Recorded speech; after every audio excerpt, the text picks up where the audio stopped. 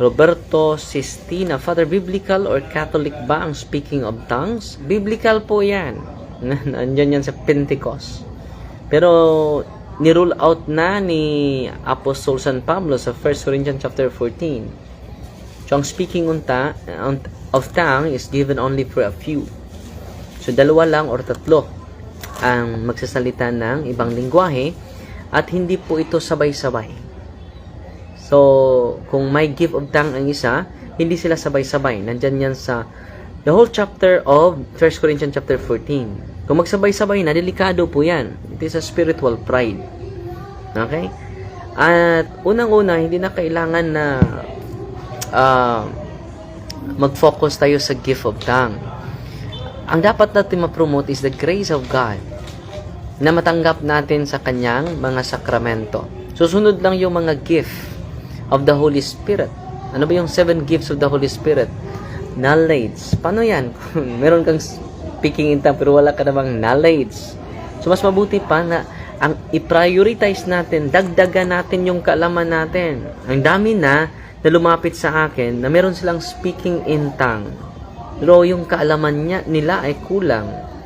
So anong dapat natin gawin? Dagdagan natin yung ating kaalaman sa ating pananampalataya. At meron pang mga grupo na mag-workshop before mag-start yung speaking seminar nila. Hindi dapat i-workshop yung extraordinary gift of the Holy Spirit. Bakit po? It is freely given by God. Freely given. It is from the initiative of God, not from ours. It is freely given. Yung kanyang isa sa mga gift of the Holy Spirit, speaking in tongue. Pangalawa, isa sa mga extraordinary gift is the stigmata. Yung mga sugat ni Kristo na sa katawan ni Padre Pio. Extraordinary gift yon.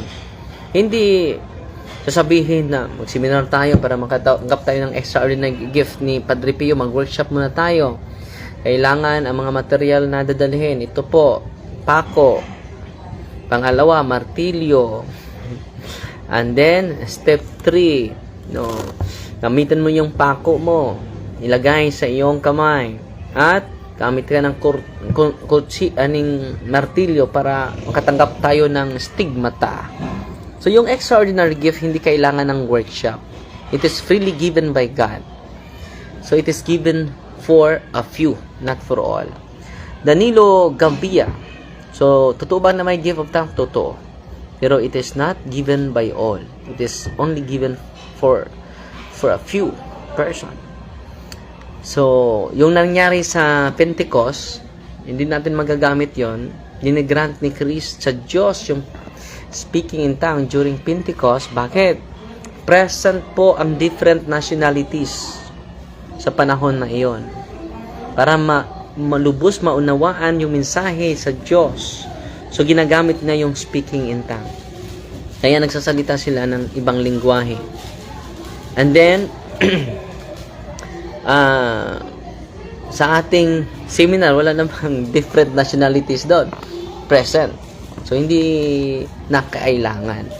So, ang i-promote natin is repentance, receive the sacrament, because the sacrament can give us grace. And that grace will lead us to increase the gifts of the Holy Spirit.